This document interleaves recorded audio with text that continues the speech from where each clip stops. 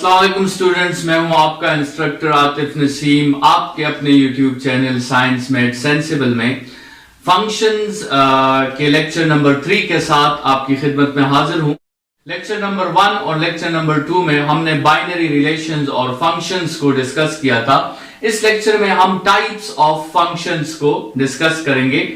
जिस तरह हमने फर्स्ट लेक्चर में कहा था कि आपके साथ फंक्शन के डिफरेंट टाइप्स होते हैं, कुछ को हम इन टू फंक्शंस कहते हैं, कुछ को हम ऑन टू फंक्शंस कहते हैं, कुछ को हम वन वन फंक्शन कहते हैं। तो उनकी टाइप्स को जरा डिस्कस करते हैं रिलेशंस के जुमरे में।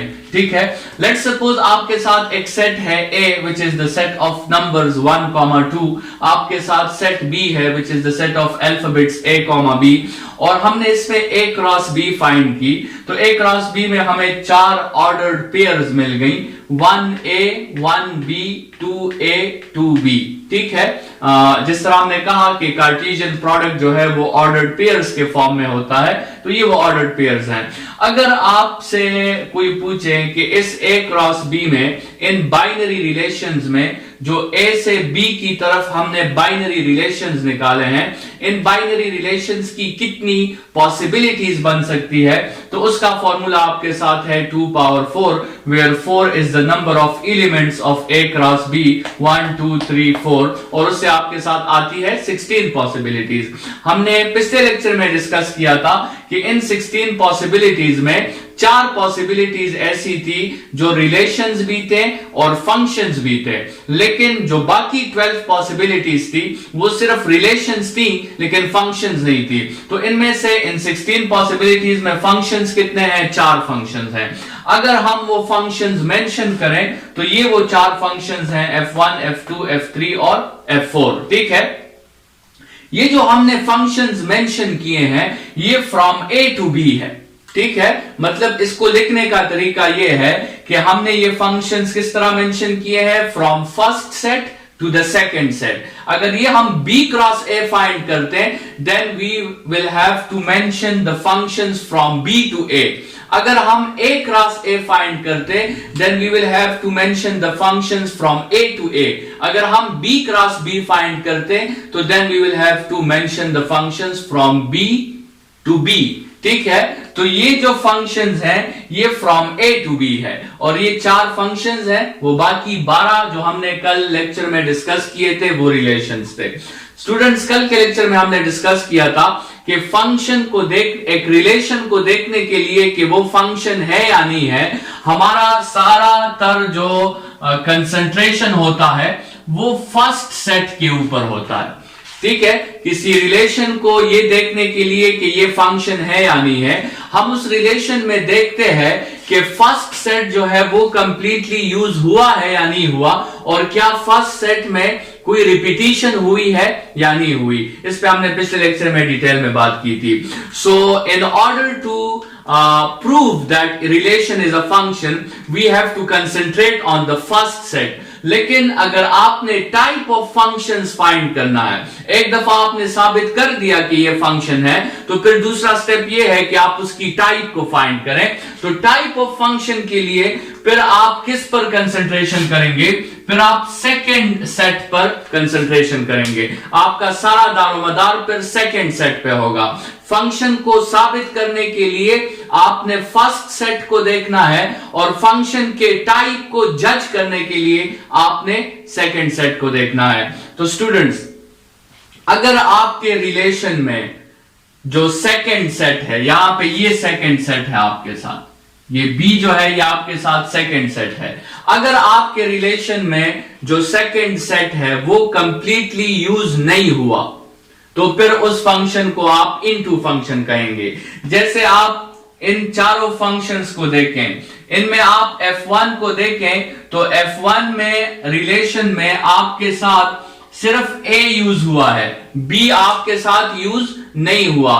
तो इसका जो आपके साथ सेकंड एलिमेंट है वो F1 की अगर हम बात करें तो F1 का सेकंड एलिमेंट A है, and that A is not equal to set B। मतलब F1 कौन सा फंक्शन हो गया?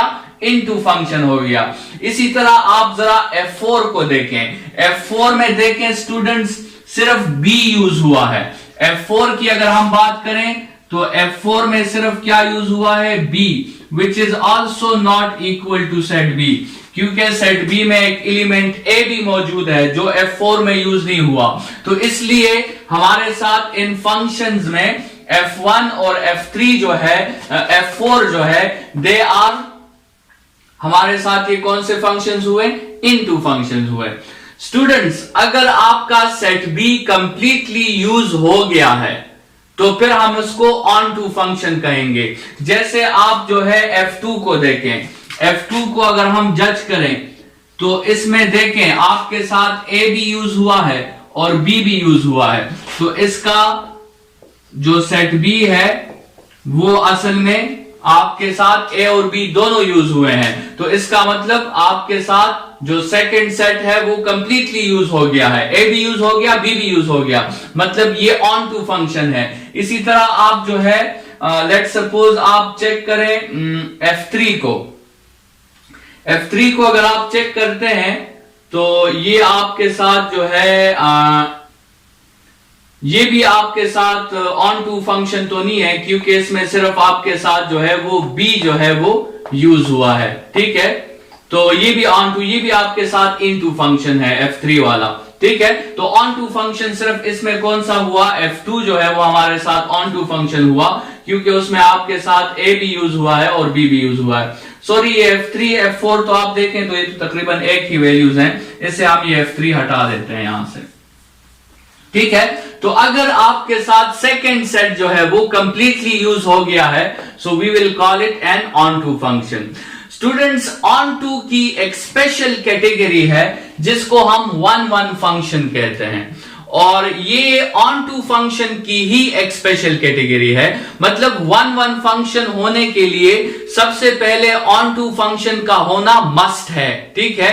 जिस तरह आप टाइप ऑफ फंक्शन को डिस्कस करने से पहले उसके लिए फंक्शन की कंडीशंस का सेटिस्फाई होना मस्ट है, इसी तरह ऑन टू फंक्शन के लिए जो है वन वन फंक्शन के लिए ऑन टू फंक्शन का होना मस्ट है। तो इस पे सबसे पहला कंडीशन तो ऑन टू का लगेगा, सेकेंड सेट इज यूज्ड, लेकिन बाद में number of elements of set first और number of elements of set second अगर ये भी इक्वल हो तो फिर इस किस्म के फंक्शन को हम ऑन टू फंक्शन कहते हैं।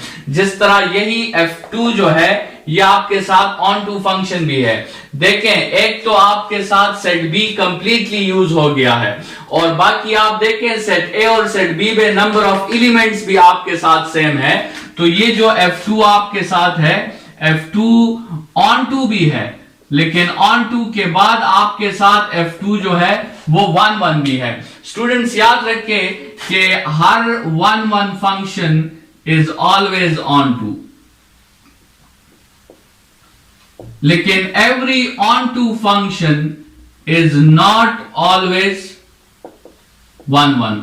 हर वन वन फंक्शन हमेशा ऑन टू फंक्शन होता है, लेकिन हर ऑन टू फंक्शन हमेशा वन वन फंक्शन नहीं होता, ठीक है। अच्छा स्टूडेंट्स, हमने बात की थी कि एक प्रोसेस है, एक टेक्निक है, एक रूल है जो फंक्शंस में तो नहीं आता, लेकिन उसे हम यहां पे डिस्कस करते हैं, और वो है one one correspondence rule. What is one one correspondence rule? One one correspondence rule जो है वो ये रूल है कि आपके साथ इनपुट का यूनिक एलिमेंट आउटपुट के यूनिक एलिमेंट के साथ रिलेटेड है, ठीक है। ना तो आपके साथ इनपुट में किसी किस्म की रिपीटिशन हुई है, ना ही आउटपुट में किसी किस्म की रिपीटिशन हुई है।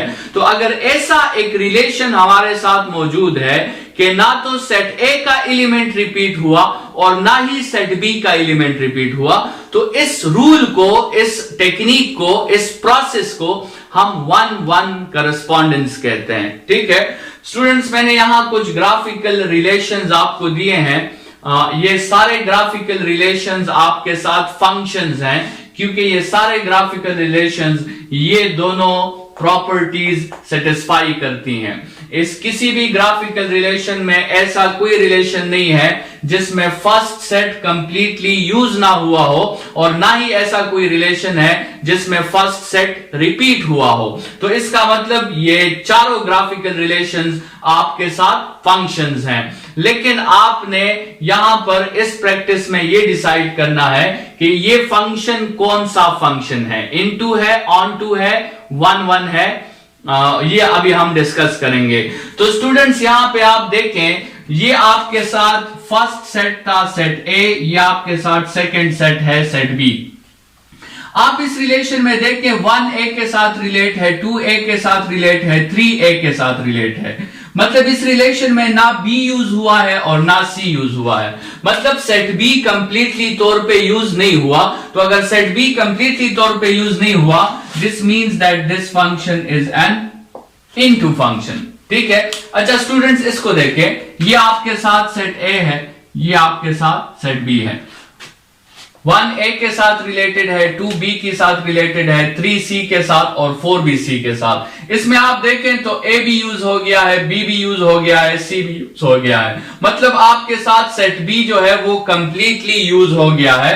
तो ये आपके साथ ऑन टू फंक्शन हुआ। ठीक है स्टूडेंट्स इसको देखें, a1 b2 c3 d4।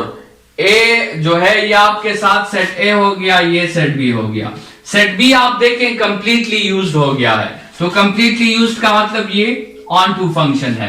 लेकिन ये ऑन टू के साथ साथ इसमें अगर आप देखें number of elements in A और number of elements in B ये भी इक्वल है। तो ये ऑन टू के साथ 1 1 फंक्शन भी हो गया। ये सिर्फ ऑन टू नहीं है, ये साथ में 1 1 फंक्शन भी है। और जैसे हमने कहा कि हर 1 1 फंक्शन ऑन टू भी होता है, तो 1 1 फंक्शन ऑन टू भी होता है, लेकिन हर ऑन टू फंक्शन 1 1 नहीं होता।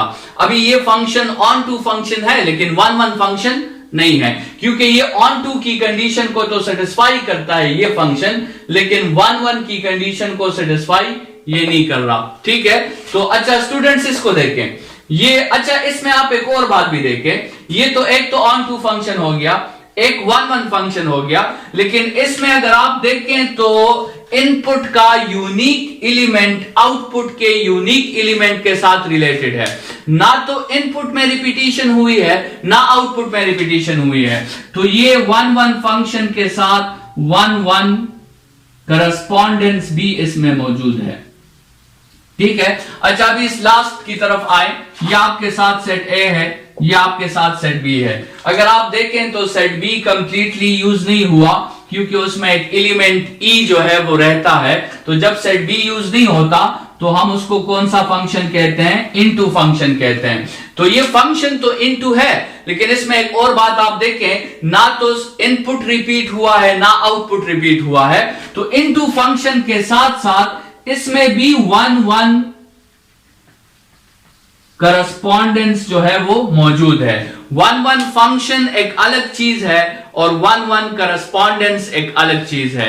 इसको आपने मिक्स नहीं करना एक दूसरे के साथ। इस लेक्चर में हमने टाइप्स ऑफ फंक्शंस जो हैं वो डिस्कस किए। नेक्स्ट लेक्चर में इसी फंक्शंस के टॉपिक्स को आगे बढ़ाएंगे। इस लेक्चर के लिए इतना ही। Thank you students.